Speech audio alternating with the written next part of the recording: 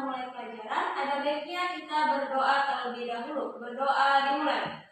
Bismillahirrahmanirrahim. Raditu billahi rabba wa bil islami dina wa bil muhammadin nabiyya wa rasulah. Rabbil zidna ilma warzuqna fahma wa amalan sholihah.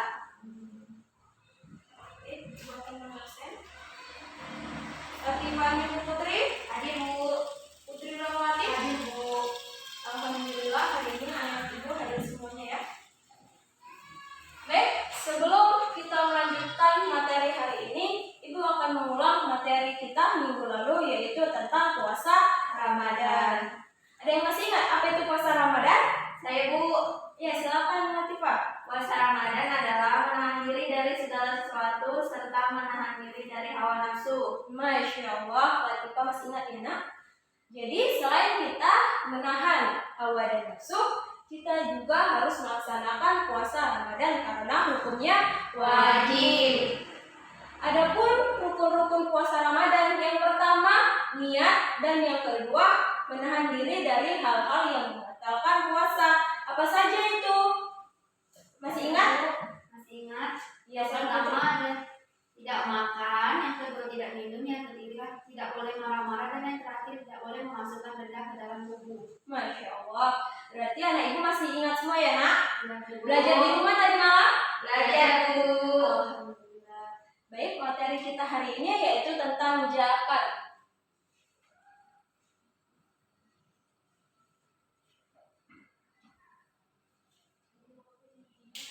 Sebelum kita membahas tentang zakat, kita juga harus tahu tujuan pembelajarannya. Yang pertama, kita akan mengetahui pengertian dari zakat.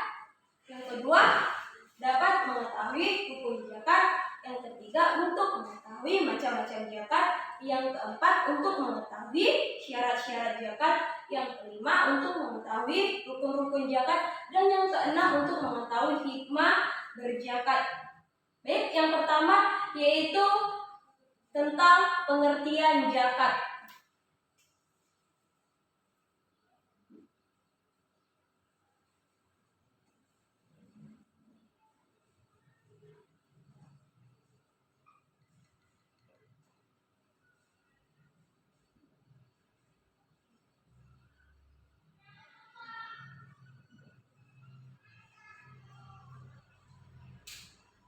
Jadi zakat ini dalam bahasa Arab artinya mensucikan, sedangkan dalam bahasa istilah zakat ini merupakan bentuk sedekah kita kepada umat Islam. Jadi di dalam rukun Islam, zakat ini berada di urutan ketiga setelah sholat. Zakat juga merupakan bentuk memberikan harta kita kepada orang Islam yang membutuhkan. Jadi dengan kita memberi rezeki kepada orang Islam yang membutuhkan, maka semakin banyak juga rezeki yang kita dapat dari Allah. Karena rezeki yang kita miliki saat ini sepenuhnya milik Allah, dan Allah hanya menitipkan rezekinya kepada kita. Selanjutnya, hukum zakat di dalam Al-Quran. Zakat tercantum di surah Maryam ayat 31 yang berbunyi Bismillahirrahmanirrahim wa ja'alnu mubarakan aina ma kuntu wa awsoni bisolati wa zakati ma dumtu hayyana, yang artinya dan dia menjadikan aku seorang diri dimanapun aku berada. Yang artinya dan dia menjadikan aku seorang yang diberkahi dimanapun aku berada, dan memerintahkan aku untuk melaksanakan sholat dan menunaikan zakat selama aku hidup. Jadi sudah jelas ya nak, bahwasanya hukum zakat itu wajib. Kalau sudah mendengar kata wajib, dikerjakan berpahala, ditinggalkan berdosa. Yang ketiga itu macam-macam zakat.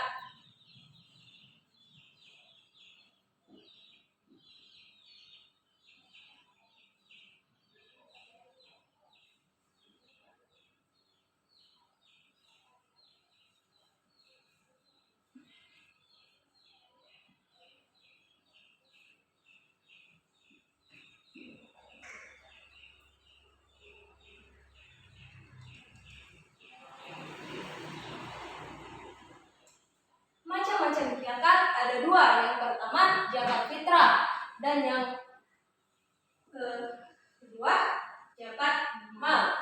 Zakat fitrah ini merupakan zakat yang wajib dibayarkan oleh umat Islam yang sudah memenuhi atau yang sudah mampu untuk menunaikannya. Jadi hukum zakat fitrah ini wajib dilakukan.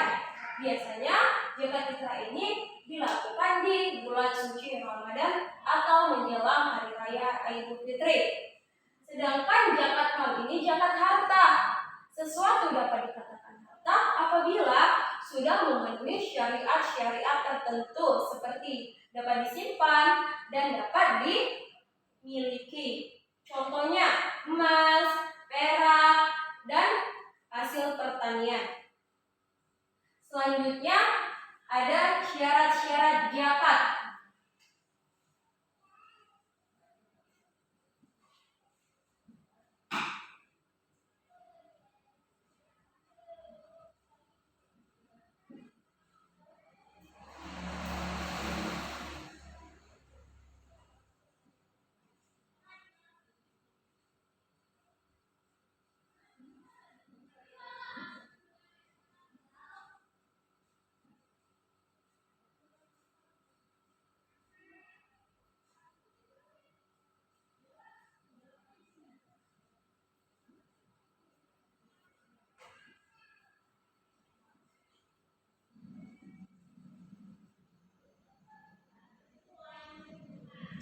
Jadi syarat-syarat zakat itu yang pertama Islam.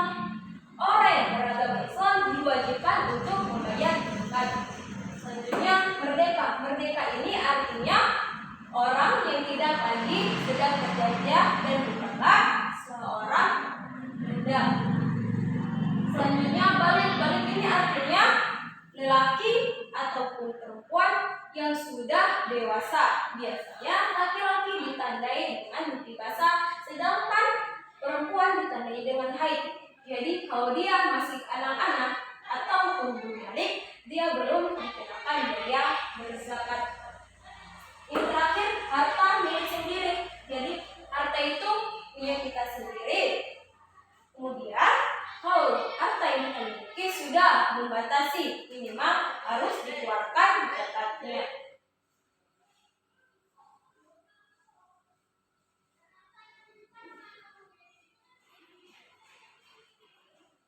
Yang kelima, rukun zakat.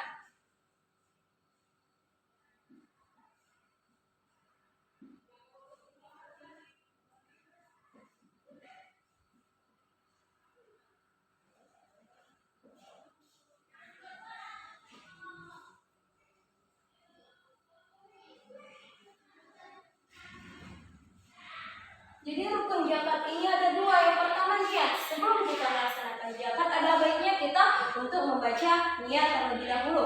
Selanjutnya ada harta yang dizakatkan. Biasanya pada zakat fitrah, harta yang dizakatkan itu berupa beras. Biasanya seberat 1 sok atau 2,3 gram. Bisa juga dengan uang. Kalau kita ingin berzakat dengan uang, kita harus melihat dia berapa harga beras di tempat tinggal kita. Kemudian kalau dia zakat mal, biasanya harta yang dizakatkan itu bisa emas, karena emas itu merupakan logam mulia yang dapat berkembang. Bisa juga hewan ternak ataupun hasil dari pertanian. Adapun hikmah melaksanakan zakat. Jadi selain dapat mensucikan diri kita juga dapat manfaat. Yang pertama itu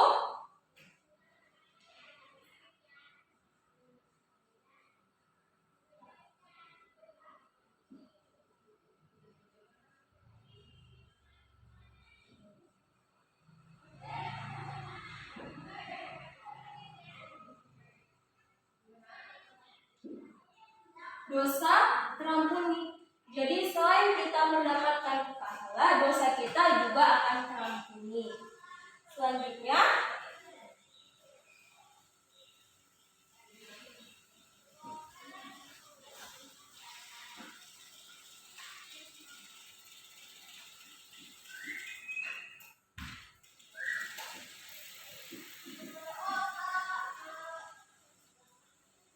yang kedua ada akan mendapatkan petunjuk. Kita sebagai umat Islam membutuhkan Allah dan kita membutuhkan bantuannya dan petunjuk. Dengan kita membayarkan zakat, kita akan mendapatkan petunjuk ataupun bantuan dari Allah. Selanjutnya,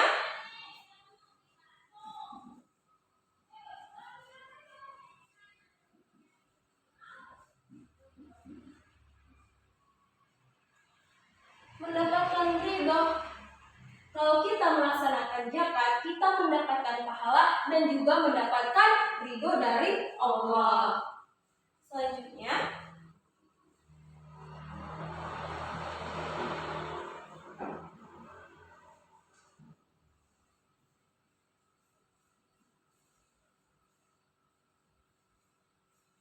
bukan orang tercelaka. Kalau kita sudah taat kepada Allah, kita bukanlah termasuk orang yang tercelaka di dunia maupun di akhirat. Makanya kita harus menjadi orang yang baik. Kemudian,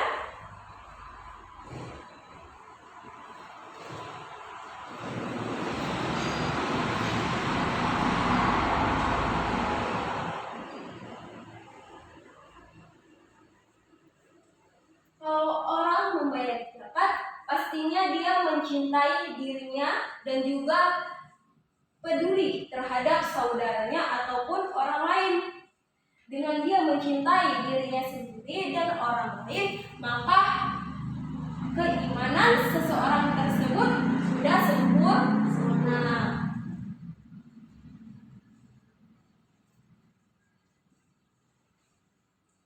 Ada 8 golongan orang yang menerima zakat. Yang pertama,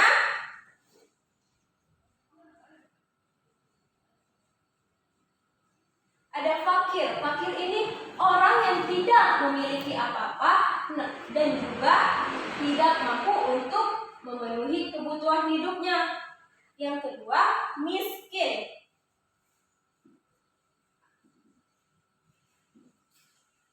Miskin ini dia masih mempunyai harta, namun tidak mampu untuk memenuhi kebutuhan hidupnya. Yang ketiga, ada amil.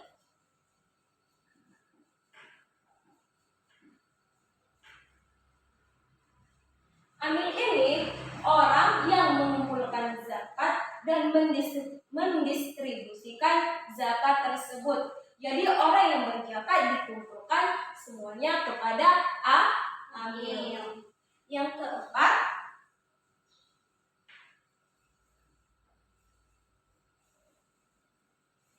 keempat, mu'alaf. Mu'alaf ini orang yang baru masuk Islam dan dia membutuhkan bantuan. Maka dia berhak menerima zakat. Yang kelima, ada rikop. Rikop ini budak atau hamba sahaya yang ingin memerdekakan dirinya sendiri. Yang keenam,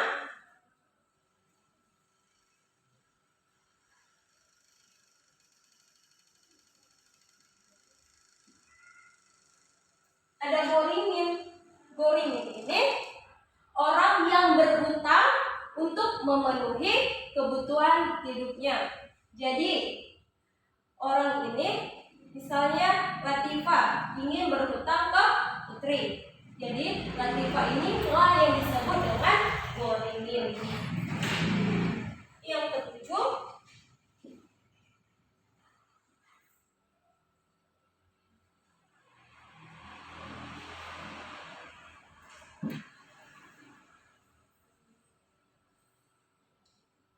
ada fisabilillah.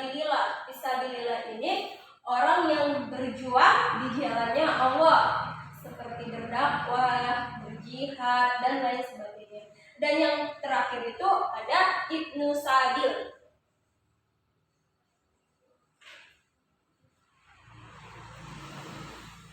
Ibnu Sabil ini orang yang kehabisan biaya dalam perjalanan ketaatan Allah. Baik, inilah materi yang Ibu sampaikan hari ini. Apakah sudah paham anak-anak Ibu semuanya? Paham, Bu. Baik, kalau sudah paham, Ibu akan menanyakan kepada Latifah, apa itu yang dimaksud dengan amil? Amil adalah orang yang mengumpulkan dan mendistribusikan zakat, Bu. Masya Allah, Latifah berarti sudah paham. Putri, apa yang dimaksud dengan mu'alaf? Mu'alaf adalah orang yang baru masuk Islam dan memerlukan bantuan. Alhamdulillah, Putri juga sudah paham ya. Berarti anak Ibu sudah paham semuanya ya materi kita hari ini? Sudah, Bu. Baik, Ibu akan memberi tugas kepada kalian. Dicatat di bukunya. Bagaimana cara menghitung zakat fitrah dan zakat mal? Nah, Bu.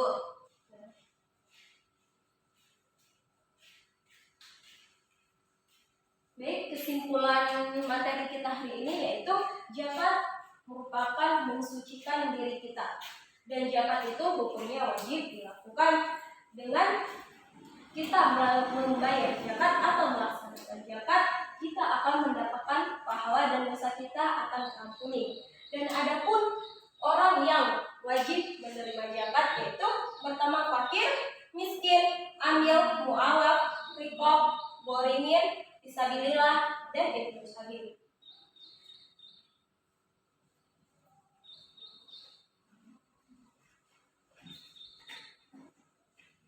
Untuk minggu depan kita akan membahas tentang haji.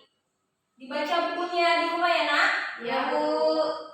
Berhubung waktu Ibu sudah habis, mari sama-sama kita melafazkan hamdalah. Alhamdulillah. Semoga materi yang disampaikan hari ini dapat dipahami dan diingat untuk anak-anak Ibu ya. Ya, Bu. Ibu keluar terlebih dahulu ya nak. Ya, Bu. Assalamualaikum.